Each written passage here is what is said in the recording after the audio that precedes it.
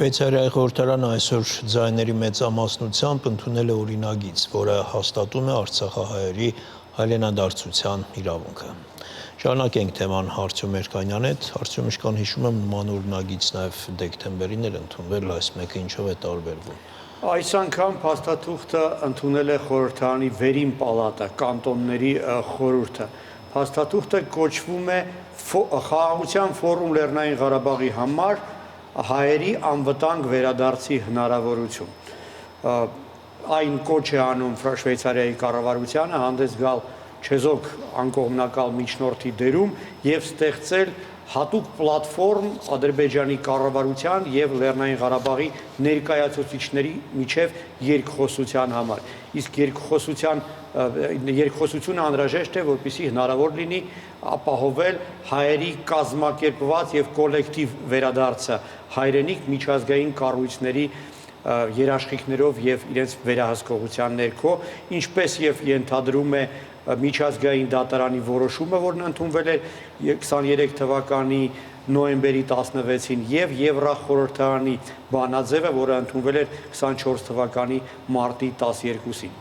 Շվեյցարիայի արտգործնախարարությունը կողմ չէր այդ փաստաթղթի ընդունմանը, падգամավորները հաշվի են առել կառավարության ներկայացուցիչների կարծիքը, սակայն իրենց որոշումն են կայացրել։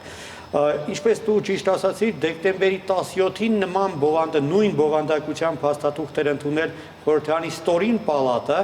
այն ժամանակ 96 падգամավոր կողմ քվեարկեցին 80-ը դեմ, եւ նույնպես կառավարությունը դեմ էր, եւ կար վտանգ, որ վերին պալատը հաշվի առնելով կառավարության այս դիրքորոշումը կամ չի ընդգրկի հարցը օրակարգի մեջ, կամ չի ընդունի փաստաթուղթը։ Դա հաշվի առնելով նաև արցախահայերի մի մեծ խումբ Երևանում Շվեյցարիայի դեսպանության շենքի առջև մարտի 13-ին ակցիա էր իրականացրել եւ արցախահայերի անունից Արցախի խորհրդարանի նախագահի պաշտոնակատար Գագիկ Բեգունցը փոխանցել էր Շվեյցարիայի դեսպանի մի նամակ, որն ուղղված էր Շվեյցարիայի խորհրդարանի падգամավորներին եւ որում կոչ էր արվում հետևողականություն ցուցաբերել։ Արդյունքում հակառակ Ադրբեջանի իշխանությունների սպասելիքների վերին պալատը նույնպես ընդունեց այս փաստաթուղթը, կողմ է քվեարկել 46 падգամավորներից 29, եւ դա կարծում եմ կարելի է ձեռքբերում համարել։ Ինչքան հասկանում եմ, սա ավելի շատ բան է նշանակում, քան նախորդը։ Դե իհարկե այս փաստաթղթի ընդունումը չի նշանակում, որ Ադրբեջանը անհապաղ կհամաձայնվի երկխոսության մեջ մտնել Արցախի ներկայացուցիչների հետ եւ բանակցել Արցախի հայերի հայրենիք վերադարձնալու պայմանների մասին։ Բայց ինքնին փաստաթղթի ընդունումը չափազանց կարևոր է եւ վկայում է այն մասին, որ միջազգային հանրությունը չի համարում Արցախյան խնդիրը վերջնականապես լուծված, չի համարում, որ վերջակետ է դրվել եւ համարում է, որ այս հարցի վերաբերյալ դեռևս անհրաժեշտ են բանակցություններ եւ ի վերջո պետք է կատարվի միջազգային դատարանի վճիռը եւ արցախցիները կարողանան միջազգային կառույցների երաշխիքներով եւ վերահսկողությամբ վերադառնալ հայրենիք։ Եվ անգամ եթե Մինսկի խումբը լուծարվի, ինչպես Ադրբեջանն է պահանջում, ակնհայտ է, որ միջազգային հանրությունում կա ընկալում այն բանի, որ երկխոսություն, բանակցություններ այս հարցի վերաբերյալ այնուամենայնիվ անհրաժեշտ են եւ Շվեյցարիան որպես միջնորդի հարուստ փորձ ունեցող երկիր այս բանի մասին խոսելու իրավունքը կարծում եմ վաստակել է։ Եվ կարևոր են շեշտադրումները եւ ձևակերպումները այս ընդունված փաստաթղթի։ Այդ օրինագծի հիմնավորման տեքստում հետեւյալն է ասում, մեջբերում եմ.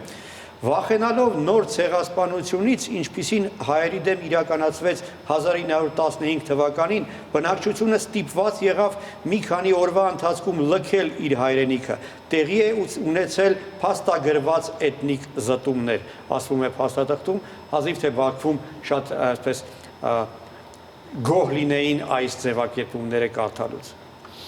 Ամեն դեպքում ինչպիսին է արձագանքը Բաքվի։ Հետաքրքիր է, որ ադրբեջանական լրատվամիջոցները գրեթե չեն անդրադառնում այս թեմային, իսկ այն պարբերականները, որոնք անդրադառնում են, պարզապես խեղաթյուրում են փաստերը։ Այ օրինակ Մինվալ պարբերականը այս թեմայի մասին իր հոդվածը վերնագրել է հետևյալ կերպ, մեջբերում եմ. Շվեյցարիայում հայկական լոբբիի տապալումը, չեմ հասկանում ինչ տապալման մասին է խոսքը, եթե փաստաթուղթը ընդունվել է, պարզվում է տապալում են անվանում ադրբեջանցի մեր գործակալությունը, մեր գործընկերները այն, որ Շվեյցարիայի կառավարությունը կողմ չի եղել փաստաթղթի ընդունմանը եւ պարբերականը գրում է, որ դա ադրբեջանական դիվանագիտության մեծագույն ձեռքբերում է եւ դա հնարավոր դարձավ ադրբեջանական դեսպանության ակտիվ եւ հետեւողական աշխատանքի արդյունքում։ Մի քանի հանգամանք ընդհանրապես հիշատակեմ։ Առաջինը Շվեյցարիան խորհրդարանական պետություն է եւ ի տարբերություն Ադրբեջանի այնտեղ իշխանության թևերի բաժանում կա ընդգծված եւ կառավարությունը իրավունք չունի միջամտել խորհրդարանի գործերին։ Երկրորդը Շվեյցարիայում իշխող ժողովրդական կուսակցության падգամավորները եւս կողմ են քվեարկել այս փաստաթղթի ընդունմանը, կարծում եմ դա ինչ-որ բան նշանակում է։ Եվ երրորդը, երբ խորհրդարանի երկու պալատներն էլ ընդունում են օրինագիծը, ըստ էության այն օրենքի ուժ է ստանում եւ կառավարությունը անկախ իր ցանկությունից պարտավոր է հաշվի առնել եւ հետեւել խորհրդարանի պահանջներին։ Այդ իմաստով ադրբեջանական պարբերականների այսպիսի գնահատականները պարզապես ծիծաղ են առաջացնում։ Շնորհակալություն, Արծու։